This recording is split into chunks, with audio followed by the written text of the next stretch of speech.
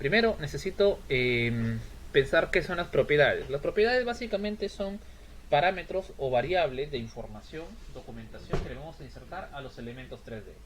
Es decir, hasta ahora los elementos 3D ya tienen información intrínseca en función de lo que vamos modelando. Esa información intrínseca está relacionada con su geometría: largo, ancho, altura, posicionamiento, piso de origen, materiales como el acabado, la superficie, el material de construcción, etcétera. Lo que voy a hacer ahora es añadirle variables descriptivas en función de, en este caso, todas las características que yo le quiera añadir, incluyendo las 2D. Por ejemplo, a mí me gustaría, ¿no? Que, a ver, vamos a ver en el plano de arquitectura con el que podríamos empezar. Por ejemplo, a mí me gustaría que me apareciera entre las descripciones, por ejemplo, ¿no?, de los elementos, qué tipo de zócalo estoy utilizando, qué tipo de acabado o qué tipo de condiciones de trabajo va a tener, o si quiero añadirle algunos descriptores adicionales, ¿no? Por ejemplo, los tipos de junta, por ejemplo, que podrían tener, o incluso, más fácil aún, las puertas, ¿no? Hasta ahora ya hemos trabajado puertas, pero me gustaría indicar qué tipo de bisagras tienen, qué tipo de cerrajería, qué tipo de acabado. Bueno, ese tipo de información, por ejemplo, ¿podría modelarle la bisagra? Sí, podría modelarle la bisagra. ¿Podría ponerle la cerradura? Sí, podrías ponerle la cerradura. ¿Podría crear todo un modelo con un tipo de madera específico y un tipo de acabado específico? Sí, todas esas cosas podría hacerlas. Pero en el 3D no va a tener ningún impacto, porque va a ser el mismo elemento. La bisagra ni se va a notar. La cerradura tampoco, ¿no? Ya si quisiera un render que se note en ultra detalle hasta la forma de la perilla de la puerta, con el cerrojo, el pestín y todo lo demás, bueno, lo modelaré. Pero en líneas generales, en el día a día de nuestro expediente técnico, ni se va a notar. Así que sería perder el tiempo, o más bien sería gastar fuerzas innecesariamente, cuando lo más práctico es ponerle un descriptor o una propiedad. Entonces vamos a empezar por este lado. ¿Cómo aplico yo propiedades? Pues básicamente, al costado del botón, en la ventana de propiedades, al costado de la celda donde yo coloco el ID, tengo este botón donde yo puedo ir añadiendo distintas propiedades, como la que colocamos para el diámetro del acero, ¿se acuerdan? Bien, vamos a empezar ahora sí a añadir en masa. Voy a opciones, administrador de propiedades.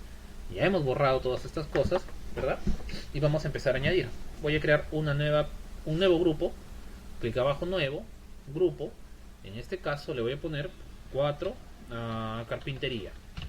Recuerden que el código 4 lo estoy utilizando en todos los casos para arquitectura, así que se sobreentiende que es dentro del grupo de arquitectura. Clic derecho, nueva propiedad, y le vamos a añadir por acá, por ejemplo, material, marco, puerta, ventana. Clic derecho, nueva propiedad, le voy a poner dimensiones, marco.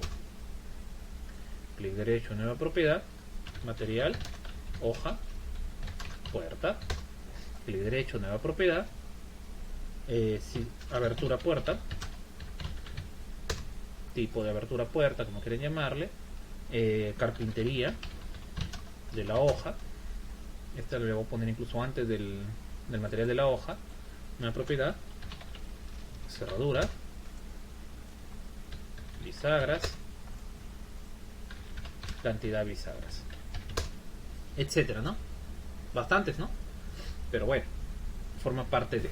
Ahora, en esta, primero voy a seleccionar todos estos elementos y le voy a poner acá ítems disponibles para, ¿se acuerdan esto de las clasificaciones, verdad? Personalizado, editar, y voy a lanzarme en todos los casos a elemento, vanos, puertas, para que esté disponible para todas las puertas y todas las ventanas, ¿no? Ok, y listo. Ahora sí, material para marco de puerta o ventana. Voy a ponerle acá lista de opciones, o conjunto de opciones, perdón, y vamos a empezar a añadir. Ya les había comentado siempre que empezamos toda propiedad o todo listado de propiedades, siempre empezamos con un guión. Entonces añadimos opciones. Por si acaso hay muchos más tipos de propiedades que solamente las opciones, ¿ya? Solamente que estamos retomando este tema. Ya, el material del marco de la puerta, voy a poner distintas opciones, ¿no? Madera cedro, ¿no? Madera tornillo, por ejemplo. Podemos poner madera capirona, ¿no? ¿Por qué no? De una vez ¿no? De fierro, ¿no? De fierro negro estándar, por ejemplo, podría ser el caso, aluminio, etcétera, ¿no? Por ahora lo voy a colocar ahí nada más, por ejemplo, ¿ya? Ahí les mando la captura para que nos sea más fácil luego replicar la información. Luego voy a ponerle en dimensiones de marco otra vez listado de opciones. Empezamos acá. ¿Y por qué no le pones, por ejemplo, arquitecto, de una vez que salga la madera con su tipo de dimensiones? Por ejemplo, tornillo 4x4, tornillo 4x3. Porque si por A o B motivo necesitaría variedad entre los tamaños, por ejemplo, yo saco tornillo de 6x4, pero también me pides tornillo de 4x2, perdón, de 6x2 y de 4x2 y de 5x2, entonces ya ahí tengo tres configuraciones sobre lo mismo. En cambio, si lo trabajo en dos listas, solamente son dos. Entonces, digamos que tengo 5 tipos de madera y 5 tipos posibles de dimensiones. Son 5x5, 25 elementos en una sola lista. O es tener 5 elementos en una lista y 5 elementos en la otra lista. Entonces, para casos donde tengo propiedades o variables que se pueden cruzar, me conviene mejor tenerlo en varias listas. Y también me va a facilitar el tema del metraje, ¿no? Del metrado. Me va a facilitar mucho eso. Bueno, dimensiones probables del marco. Recuerden que todo lo que es madera se trabaja en pulgadas. Entonces, una opción es 6x2, 5x2. Es poco comercial la de 5x2, pero por ahí por si acaso lo ponemos. Añadir marco. 3x2, ya una puerta recontra económica, ya de un marquito de 3x2. Estamos hablando de 6 centímetros por 4. Recuerden que la madera en carpintería tiende a perder como 1 centímetro por lado debido a las mermas, ¿no? Ahí si no, ahí vean el video sobre el detalle de la puerta de madera. Ahí vamos a explicar cómo es que se obtiene la madera, cómo tiene todos los procesos de trabajo y por qué existe esa merma, esa diferencia entre la madera nominal, que es por ejemplo 4x2, y el resultante, que sería 9x4 centímetros, ¿no? ¿Por qué la diferencia? Bueno, pero también recuerden que hemos puesto elementos de metal. Entonces, para los elementos de metal, bien lo podemos trabajar en milímetros o bien en pulgadas. Se venden en ambos formatos, pero para diferenciarlo, para no confundirme, voy a colocarlo en milímetros. Por ejemplo, voy a ponerle marcos de 38 por 38 milímetros. Por ejemplo, podría ser una opción 25 por 25 milímetros. También tengo en aluminio, ¿verdad? 20 por 20 milímetros, ¿no? Ahí tengo la opción número 2. O bueno, la propiedad número 2. Ahora que me acuerdo, acá tenía que diferenciar. Le puse fierro nada más de frente, ¿no? Pero habría que pensar que tenemos tubo de fierro, es una cosa, y ángulo de fierro, son dos cosas diferentes, ¿no? Tubo, aluminio, ahí está. Corrijan por favor lo que son material para marco de ventana, ¿sí? Ahí le estoy viendo la captura, listo. Y ok. Pasamos a la carpintería de la hoja, igual. Conjunto de opciones, toallita. Carpintería de la hoja, las clásicas, apanelada, es decir, la que se forma con tableros sólidos machimbrados. Tenemos puertas contraplacadas, es decir, placadas, un bastidor de madera revestida con planchas, por ejemplo, de AAA o de MDF, según el caso, ¿no? Tenemos, por ejemplo, puertas acristaladas, ¿no? En el caso que es el marco de madera o de metal con la hoja de vidrio, ¿no? Bueno, esas tres por ahora, para no hacerla muy larga. Ahí está, captura, listo. Vamos a la siguiente. El material de la hoja de la puerta, también. Vamos a ver opciones, ¿no? Esto puede ser otra vez madera cedro. Claro, estaremos repitiendo como en el caso de los marcos, pero no necesariamente marcos y hojas son iguales, no necesariamente. Por ejemplo, las puertas económicas normalmente las trabajamos con madera copaiba, con madera lagarto, etcétera, o cachimbo o moena, pero los marcos los hacemos con madera capirona, que es una madera dura. En cambio, la puerta de madera tornillo, que es durable para toda la vida, normalmente trabajan marcos y hoja del mismo material. Lo mismo la madera cedro, marcos y hoja del mismo material, pero no es indispensable, no es obligatorio que sea igual, por si acaso, ¿no? Entonces también tenemos que pensar acá que podría requerir madera tornillo, otra vez madera tornillo, sí, pero más triple de 6 milímetros, por ejemplo, ¿no? Para las contraplacadas. O podría requerir más MDF de 6 milímetros también, ¿no?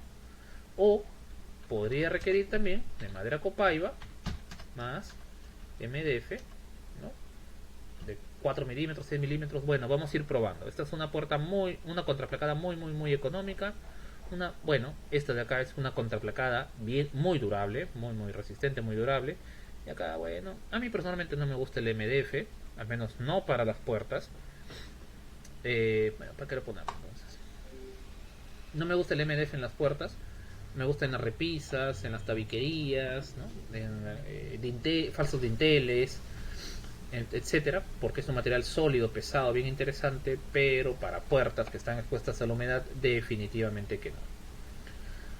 Seguimos, conjunto de opciones.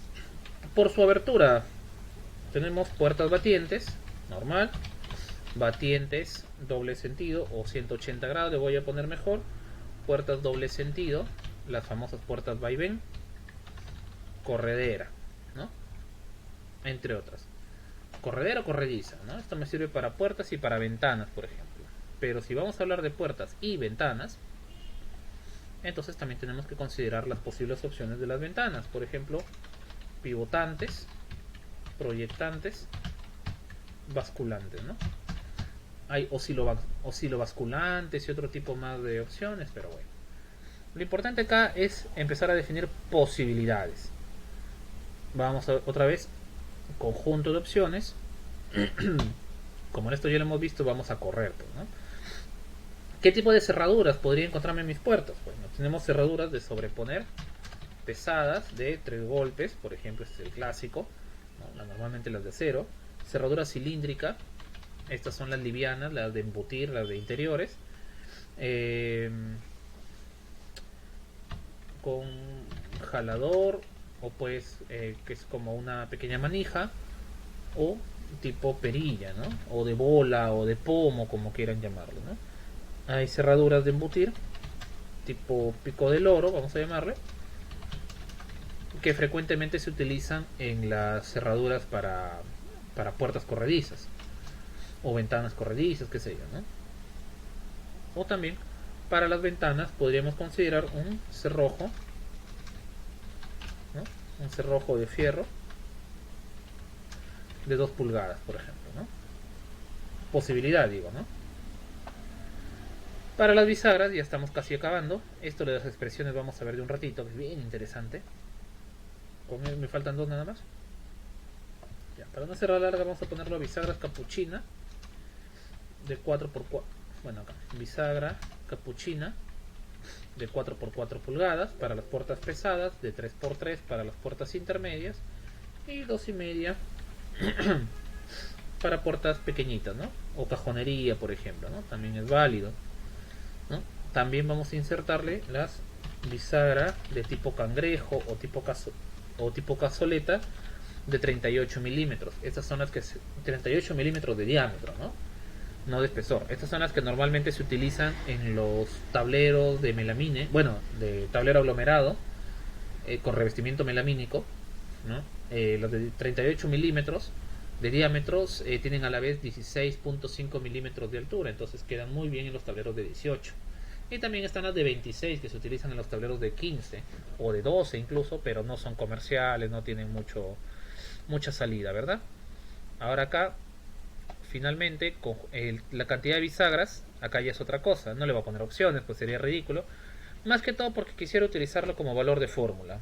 Entonces le voy a poner acá valor número a secas y lo voy a dejar en 0. Este es el único que va a cambiar. Todos los demás son conjuntos de opciones, ¿sí?